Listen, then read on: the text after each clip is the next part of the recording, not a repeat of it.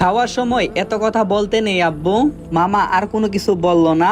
Here মামি খাবার দিল, আমি আর মামা খেতে শুরু করলাম। খাওয়া শেষে আমি হিয়ার রুমে গিয়ে শুয়ে আসি, কখন যে ঘুমিয়ে গেছি মনে নেই। ঘুম থেকে উঠে দেখি সন্ধ্যা হয়ে গেছে, তাই ফ্রেশ হয়ে একটু বাহিরে গেলাম। দেখি হিয়া আর মামি কাজ করছে, আর মামা সোফায় বসে টিভি দেখছে। আমি বললাম, মামা আমি তাহলে যাই। মামা বলল, যেতে যেতে রাত হয়ে যাবে, আজ থেকে না হয় কাল সকালে চলে যাবি। আমি বললাম, না মামা আমি যেতে পারবো, হিয়া না হয় আর কিছুদিন থাক। মামা বলল, তাহলে তুই থাকবি না? আমি বললাম, আসলে মামা আমার একটা কাজ আছে, অন্যদিন এসে থেকে যাব। তারপর মামিকে বলে চলে আসি। আসার সময় খেয়াল করলাম হিয়া আমার দিকে তাকিয়ে আছে, চোখে পানি দেখা যাচ্ছে। তবুও আমি চলে আসি। রাত 8টা বাজে, ক্লাবের সামনে গিয়ে দাঁড়িয়ে আছি। আর রিয়াকে কল দিলাম। প্রথমবার কল দিতে সে ধরলো না, পরের বার কল দিতেই ধরলো।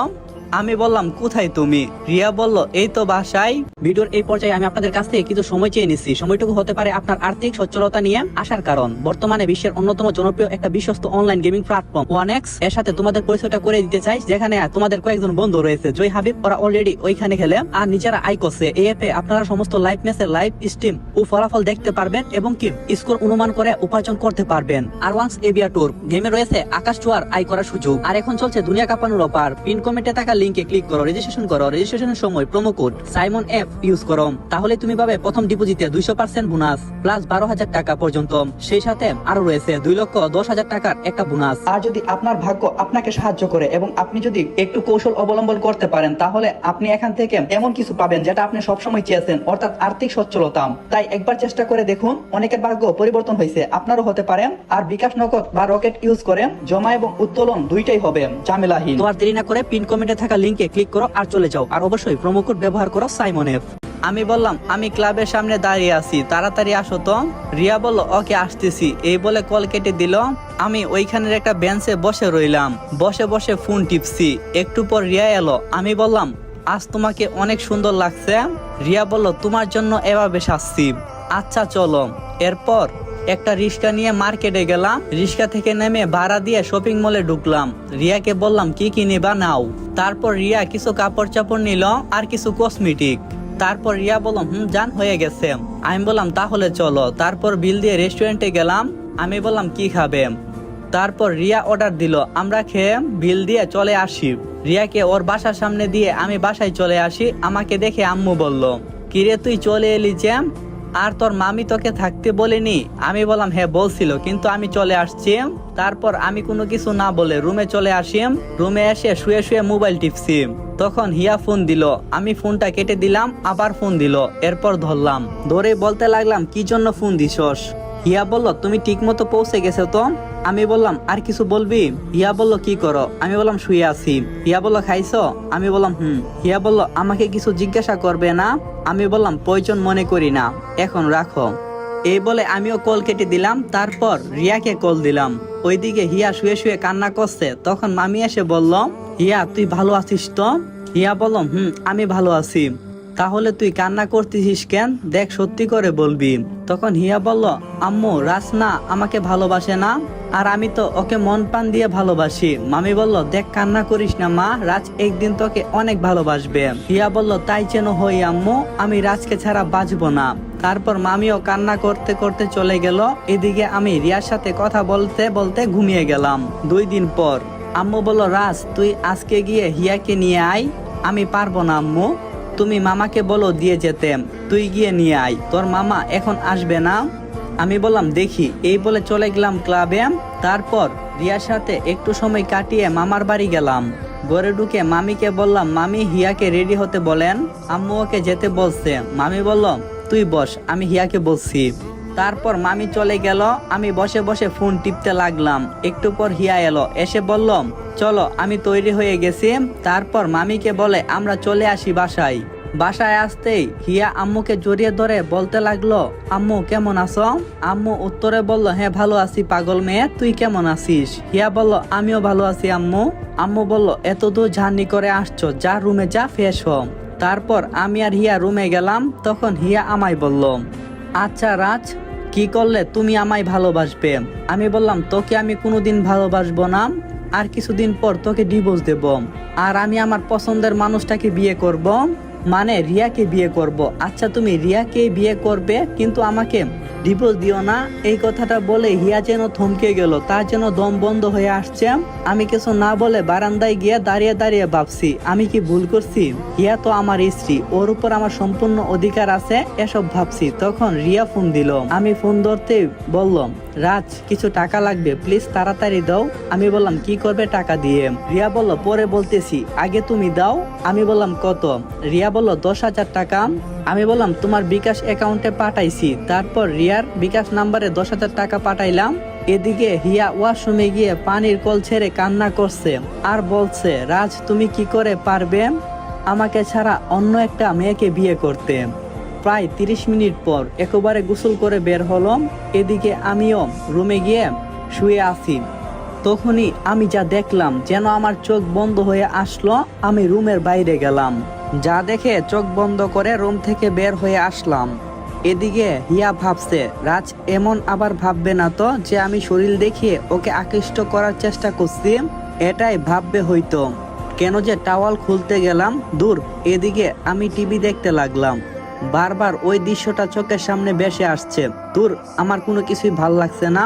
তাই বাহিরে চলে গেলাম। ক্লাবে গিয়ে বসে রইলাম আর ভাবছি হিয়াকে তাড়াতাড়ি ডিভোর্স দিয়ে রিয়াকে বিয়ে করতে হবে। এভাবে হাসি কান্না কেটে গেল 6টা মাস। চলে এলো সেই দিনটা, যে দিনটা আমার জীবনে আসার অপেক্ষা আমি প্রতিনিয়ত করতাম।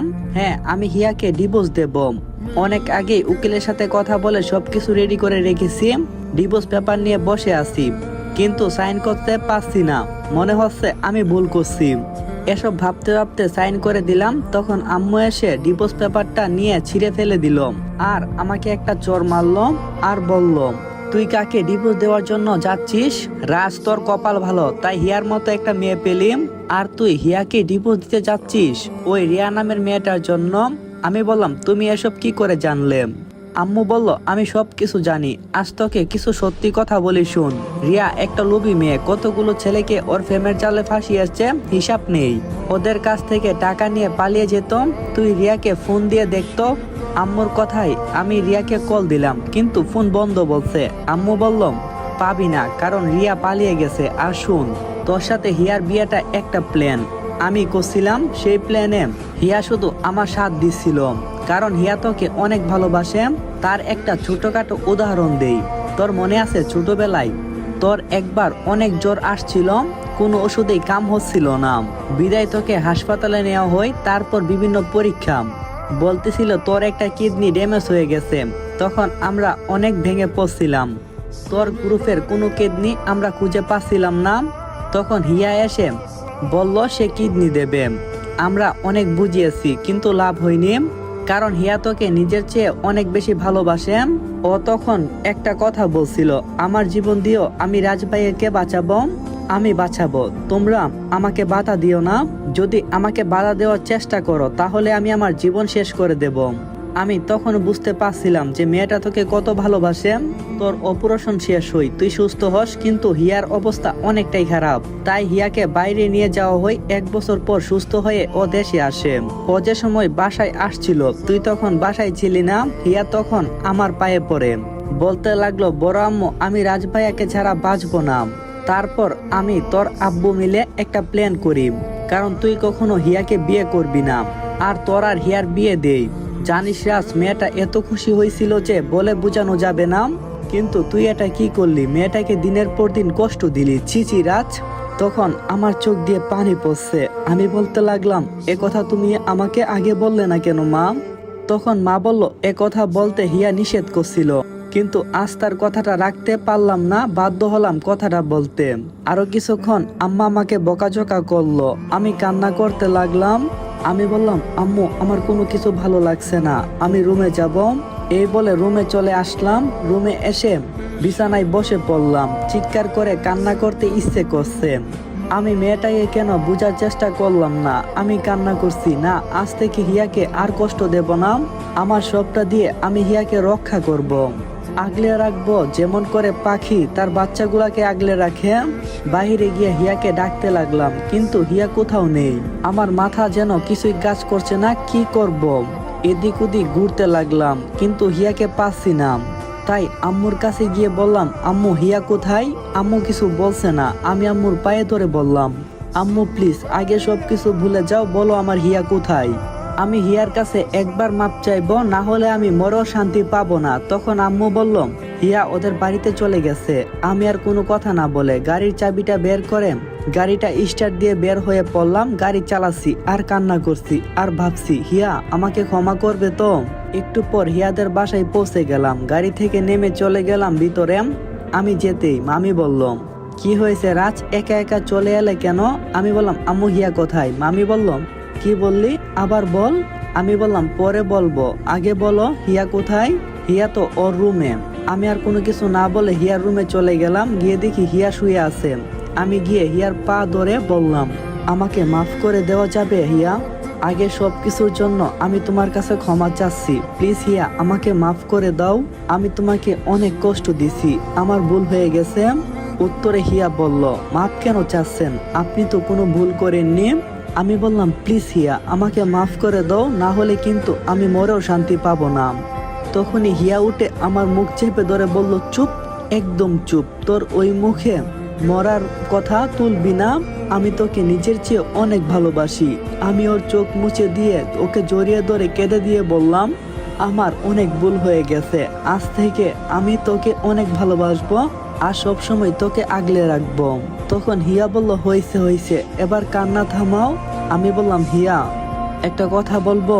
হিয়া বলল, হ্যাঁ বলো। আমি বললাম, তুমি কি আমাকে মাফ করে দিছো? তখন হিয়া বলল, পাগল, তুমি কোনো ভুল করোনি। যেটা করছো সেটা আমার প্রাপ্য ছিল। আমি বললাম, আমার ভুল হয়ে গেছে হিয়া, আর কখনো হবে না এই কান্দোস্তি। তখন হিয়া বলল, বাচ্চামো তুমি না, আমাদের বাচ্চা করবে। আমি বললাম, আচ্ছা। এই বলে ফ্রেশ হতে চলে গেলাম। বের হয়ে আমি হিয়াকে আদর করছি। তখন হিয়া বাধা দিতেই আমি বললাম, আমি আমার বউকে আদর করছি, তোর কি? হিয়া বলল, কি বললে, আবার বলো। আমি বললাম, আমি আমার বউকে আদর করছি, তোর কি? তখন হিয়া আমাকে জড়িয়ে ধরে বলল, আই লাভ ইউ রাজ। আমি বললাম, আই লাভ ইউ টু। মানুষের ভালোবাসাগুলো পূর্ণতা পাইলে অনেকটাই আফসোস হই, কারণ আমাদের লাইফে অনেকের সাথে এমন কিছু ঘটে যায় তা তারা কখনো ভুলতে পারে না। আমি তখন হিয়াকে বললাম, এই হিয়া শোনো না। হিয়া বলল, কে? আরে তুমি তো বলছিলে যে আমি তোমার সাথে অনেকবার শারীরিক সম্পর্ক করছি, কিন্তু আমি যতটুকু জানি আমি তো তোমাকে কিছুই করিনি। তখন হিয়া বলল, এটা আম্মু বলতে বলছে। আমি বললাম, এই মিথ্যাটাকে সত্যি করব। হিয়া বলল, যা। এটা বলে হিয়া আমাকে ধাক্কা দিয়ে চলে গেল। আমি ভাবছি রাতে কোথায় যাবে সুনাম। তারপর ফ্রেশ হয়ে বাইরে গেলাম, দেখি হিয়া মামি কাজ করছে। আমি বললাম, আম্মু আব্বু তোমাকে ডাকে। মামি মনে হয় বুঝতে পারছে, তাই মুচকি হাসি দিয়ে চলে গেল। আমি গিয়ে হিয়াকে পিছন থেকে জড়িয়ে ধরে গালে মুখে কিস করে নিজের মুখটা গুজে দিলাম ওর মুখে। তখন হিয়া বলল, কি করছো, আম্মু চলে আসবে। আমি বললাম, আম্মু তোমার আগেই বুঝতে পারছে জামাই কেন রান্নাঘরে আসছে। হিয়া বলল, এই তোমার কি একদম লজ্জা করে না? আম্মা কি ভাববে? তখন আমি বললাম, কি আর ভাববে, আমি তার মেয়ের জামাই, আর তার মেয়েকে আদর করাই তো আমার কাজ। তখন হিয়া বলল, তুমি না অনেকটাই দুষ্টু। আমি বললাম, দুষ্টামির কি দেখলে সোনা? এই বলে তাকে আরেকটা পাপ্পি দিলাম। সরো, এটা বলে আমাকে সরিয়ে দিয়ে চলে গেল। পিছন পিছন আমিও গেলাম। গিয়ে দেখি মহারানী লজ্জায় লাল হয়ে গেছে। আমি তার কাছে গিয়ে বললাম, তোর গাল দুটো টমেটোর মতো লাল হয়ে গেছে কেন রে? হিয়া বলল, রাক্ষস কোথাকার। 1 বছর পর হিয়া হঠাৎ মাথা ঘুরিয়ে পড়ে গেল। আমি গিয়ে বললাম, এই হিয়া কি হয়েছে, চোখ খুলো। তখন আম্মু বলল, হিয়াকে নিয়ে বিছানায় শুয়ে দে, আর তুই ডাক্তারকে নিয়ে আয়। তখন আমি হিয়াকে কোলে করে বিছানায় শুয়ে দিলাম আর ডাক্তারকে আনতে গেলাম। আমি এক কোনায় দাঁড়িয়ে আছি, চোখের পানি ফেলছি। এদিকে ডাক্তার হিয়াকে চেক করলো। একটু পর ডাক্তার বলল, আপনারা একটু বাহিরে আসুন। বাইরে গিয়ে ডাক্তারকে বললাম, কি হয়েছে হিয়ার? তখন ডাক্তার সাহেব কিছুক্ষণ আমতা আমতা করলাম। তখন আমি বললাম, প্লিজ আঙ্কেল বলেন আমার হিয়ার কি হয়েছে। তখন ডাক্তার বলল, বাসায় নতুন অতিথি আসছে, রাজ আপনি বাবা হতে চলছেন। আমি বললাম, সত্যি আঙ্কেল? ডাক্তার বলল, হ্যাঁ বাবা, সত্যি বলছি। এই বলে ডাক্তার সাহেব চলে গেল। আম্মু গেল হিয়ার আব্বু আম্মুকে জানাতে। আমি হিয়ার কাছে গিয়ে দেখি হিয়া ঘুমাচ্ছে। আমি ওর কাছে গিয়ে পেটের উপর হাত বুলিয়ে দিয়ে একটা চুমু দিলাম। হিয়া জেগে উঠলো, আমাকে বলল, কি হয়েছে আমার? আমি ওর পেটে হাত দিয়ে বললাম, আমাদের দিয়া আসছে। হিয়া উঠে আমাকে জড়িয়ে কেঁদে দিল, তুমি সত্যি বলছো? তাকে বলে বোঝাতে পারবো না আমি যে কতটা খুশি। 4 বছর পর দিয়ার জন্মদিন। আমি বললাম, দিয়া এদিকে আসো তো। কি বলবে, কিছু লাগবে? আমি বললাম, দিয়া কোথায়? হিয়া বলল ওর দাদুর কাছে। আচ্ছা নিচে চলো। তারপর আমি আর হিয়া নিচে এলাম। তখন দিয়া আমার কাছে এসে বলল, আব্বু আব্বু, আমার না একটা ভাইয়া লাগবো, বলো না এনে দিবি কি না? দিয়ার কথা শুনে হেসে দিল হিয়া। হিয়ার দিকে যেন লজ্জায় থাকানোই যাচ্ছে না। আমি দিয়াকে বললাম, আব্বু, ভাইয়া এনে দেব। তখন দিয়া বলল, আব্বু কবে এনে দেবা ভাইয়াকে? এই কথা তোমার আম্মুকে জিজ্ঞাসা করো, যদি তোমার আম্মু বলে তাহলে এখনই এনে দেব। দিয়া হিয়ার কাছে গিয়ে বলল, আম্মু। আর বলতে পারলো না। হিয়া দিয়াকে বলল, চলো কেক কাটো। তারপর কেক কাটলাম। আব্বু আম্মু মামা মামি সহ সকল প্রতিবেশীরাও আছে। অনুষ্ঠান শেষ হতে রাত হয়ে গেছে, সবাই চলে গেল। আমি হিয়া দিয়া রুমে শুয়ে আছি। দিয়া ঘুমিয়ে গেছে। আমি হিয়াকে বললাম, দিয়া তার জন্মদিনে আমাদের কাছে তার ভাই চেয়েছে, আর আমরা সেটা দেব না? হিয়া বলল, কি না কি কইছে, তাই কি দিতে হবে? আমার বুঝি কষ্ট হয় না? তখন আমি হিয়াকে, ওই লুচ্চার দলেরা কি শোনো তো, এখানেই গল্প শেষ। আর হ্যাঁ, অতি তাড়াতাড়ি নতুন গল্প আসতেছে, সবাই রেডি তো? আর একটা কথা, নতুন গল্পের মধ্যে কিন্তু তোমরা সবাই প্রথম পার্টে 5000+ কফিলিং কইরা দিও। পরের পার্টগুলো যদি খুব তাড়াতাড়ি তুঙ্গ মাঝে নিয়ে আসতে পারি। তো আর বেশি দেরি না করি, চলো গল্পটা এখানেই শেষ করি।